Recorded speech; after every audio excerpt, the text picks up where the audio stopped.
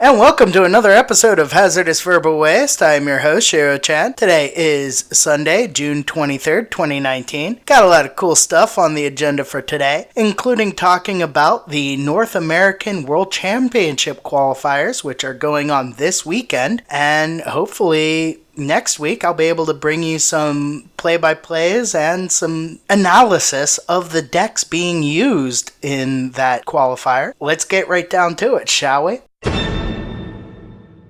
In Yu-Gi-Oh! News, as I said in the intro for this episode, the North American World Championship qualifiers are going on this weekend. On Friday, we had the points playoffs and the last chance qualifiers. Yesterday, we had the Day 1 Swiss rounds. Today, we have the Day 2 single elimination rounds, which will culminate in the finals, which will give us what players will be representing the North American area for the World Championships later on this year. Unfortunately, when I tried to watch the official YouTube channel covering the event, the commentary was painful to listen to. So what I'm going to do is wait until next week's episode and bring you guys all of the match analyses that are published on the official website for Yu-Gi-Oh! And hopefully my commentary will be a lot less painful to listen to. Also in Yu-Gi-Oh! News, Yu-Gi-Oh! Announces exclusive t-shirt ahead of SDCC 2019. Now, Yu-Gi-Oh! Knows what fans want, and the series knows when they want it. Over the years, the franchise has put out lots of merchandise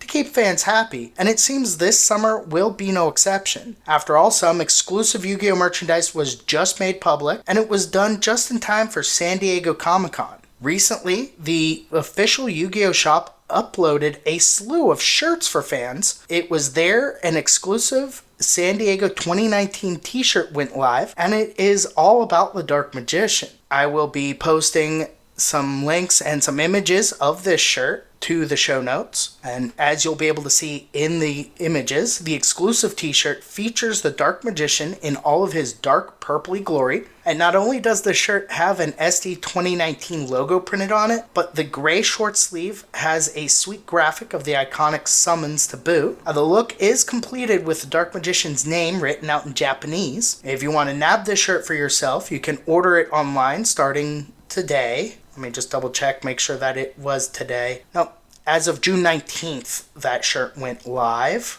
And you can catch that for about $24 US before shipping and taxes factor in. Now with sizes ranging from extra small to 4XL, this shirt is one which any fan can enjoy, and it'll have them tapping into the heart of the cards more so than ever before. I'm personally excited for this t-shirt, and provided it's within my budget, I'm hoping to be able to snag one myself. That's pretty much all we have for Yu-Gi-Oh! News this week. Again, make sure to tune in next week for my coverage of the World Championship qualifiers. I guess that's it, so on to the next segment.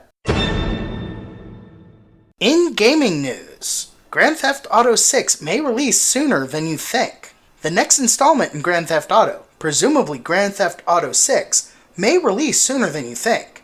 Recently, the CEO of Take-Two Interactive, the parent company of Rockstar Games, revealed that he expects smaller gaps between the publisher's big releases going forward.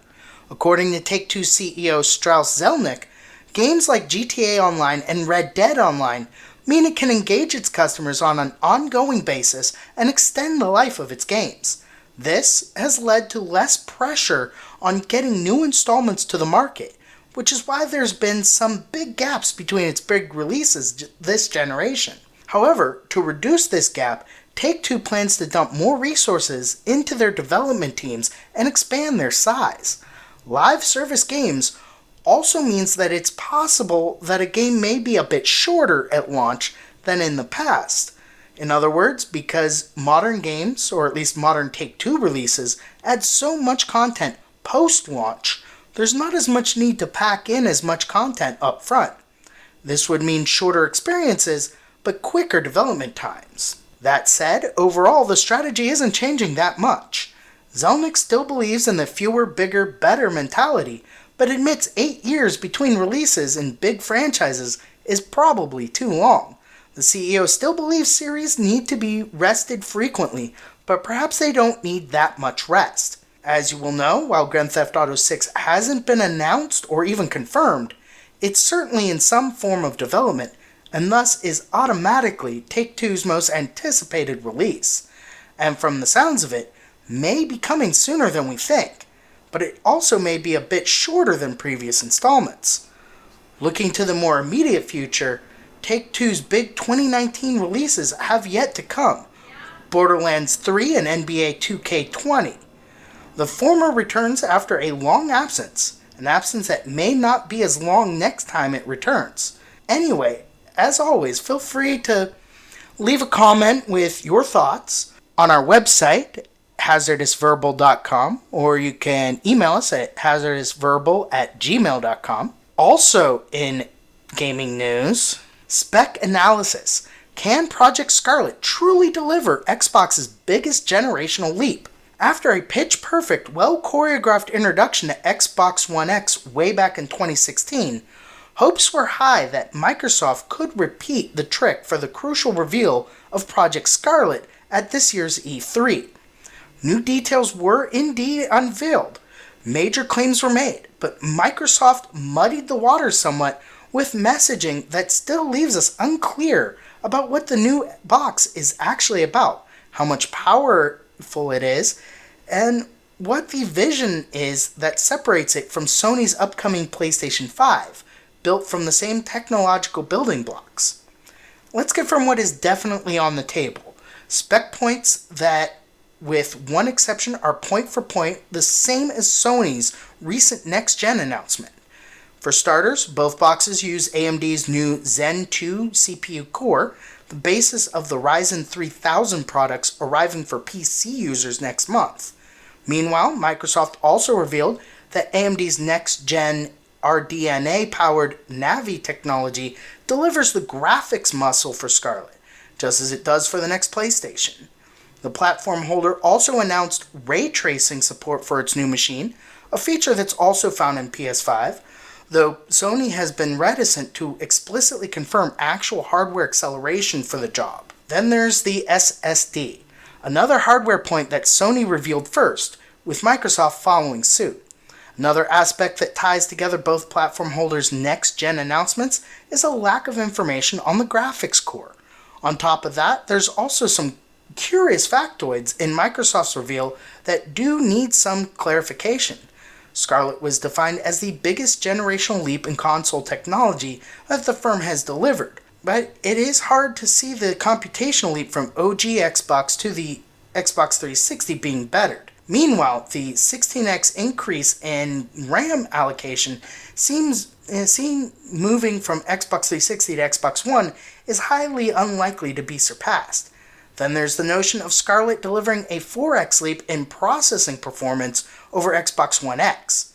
On the CPU side, this does seem likely, but the idea of the machine delivering an equivalent of 24 teraflops of GPU compute is unlikely. That's pretty much all I have on that particular subject. Also in gaming news, regarding the PlayStation 5, new PlayStation patent could provide PS5's killer feature.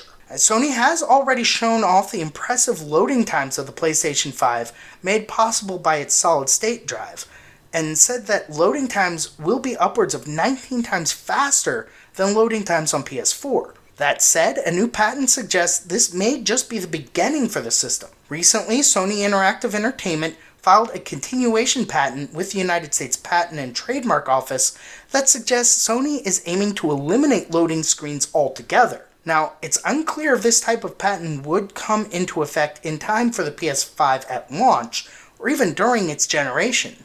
But maybe we'll see an elimination of loading screens for the PS5 Pro or PS6. How the technology works is by splitting environments into different segments that load independently and thus load more smoothly. If it works, there would be seamless transition across the game, which would be big for open world games especially, which tend to suffer from loading screens and pauses. A system and method are disclosed for dynamically loading game software for smoother gameplay, reads the patent, a load boundary associated with a game environment is identified. A position of a character in the game environment is then monitored.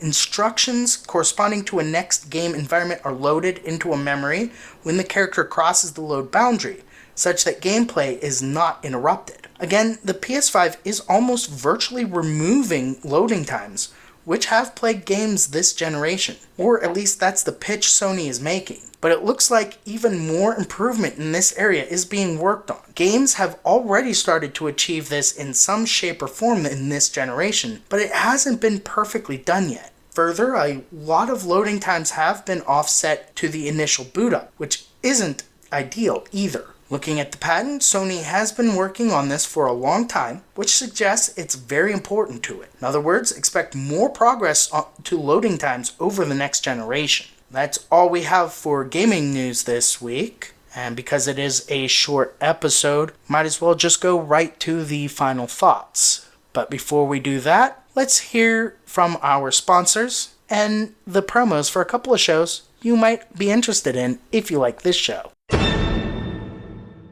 Before we get to the promos for the other shows you might be interested in, a quick word from our sponsor. Hey everybody, I really do hope you love Hazardous Verbal Waste. Did you know that you can actually get paid just for listening to this podcast? I know it sounds insane, but it's true.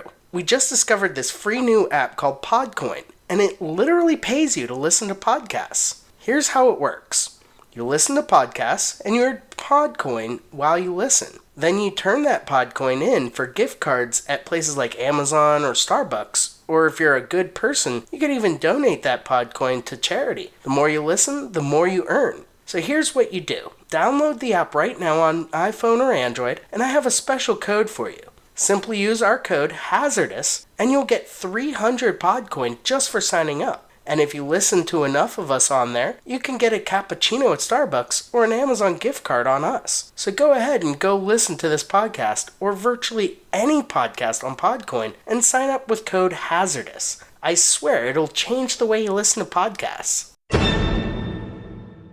Before we get to the final thoughts of the episode, here's a couple of promos from a couple of shows you might also be interested in if you like Hazardous Verbal Waste. Looking into the darkness, you can feel your heart racing. The heaviness of sorrow and dread take control, and the voice inside you says, "Don't go in there." Now join your hosts Ashley Ernie and Bill Reed as we venture down the weird and mysterious. Find the Don't Go In There podcast on your favorite podcast listening app. And remember, don't go in there.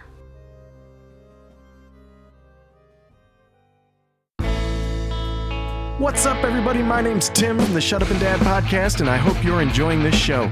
If you're looking for some laughs after you finish listening to this episode, come check out Shut Up and Dad. You can find us on Facebook, Instagram, Twitter, and your favorite podcast platform by searching Shut Up and Dad, or simply head to our website, shutupanddad-podcast.com, where you can listen to episodes, read our blog, and find links to our show. That's shutupanddad-podcast.com.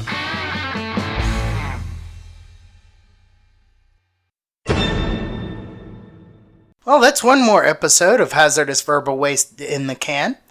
I hope you've been enjoying the show. If you would like to make a comment or suggestion on how we could improve the show, or if you have some thoughts on any of the news stories that we've covered so far, there are several ways you can contact Hazardous Verbal Waste. First of all, you can email us at hazardousverbal@gmail.com. You can leave a voice message through Skype. The Skype ID is Ichimoto1. You can go to the website, hazardousverbal.com, and use the Contact Us form to leave your comments. Or you could get a hold of us through social media, the Facebook page, JNorth Media, which, just as a heads up, may be going away so that I can create a new page dedicated to the podcast, since Facebook won't let me change the page name. You can also get a hold of us through Twitter. The Twitter account is Tousisama. That's TOUSISAMA. You can also leave your comments on YouTube, the YouTube channel, Hazardous Verbal Waste, and that's pretty much all the ways you can get a hold of us. As far as final thoughts, I'm kind of excited to see Konami and Yu-Gi-Oh! Putting out new merchandise. It seems they've been putting out quite a bit of new merchandise this past year. I also am excited for the new Yu-Gi-Oh! Game on the Switch, Legacy of the Duelist Link Evolution. I'm now over halfway done paying off my pre-order. I'm also excited for Gears of War 5, which I've also pre-ordered. And I'm excited to go over the tournament results from the North American World Championship qualifier this past weekend. I hope you guys are excited to hear about it, and I'm excited to talk to you guys about it. If you would like to support the show, there are several ways you can do that. You can go on to Ishiro's Games on TCG Player. We have several Yu-Gi-Oh! Cards for sale there. You can also go to our Patreon, HVW Podcast, and support the show that way. That's pretty much all we have for this week. Until next time, I'm Shiro-chan. Peace.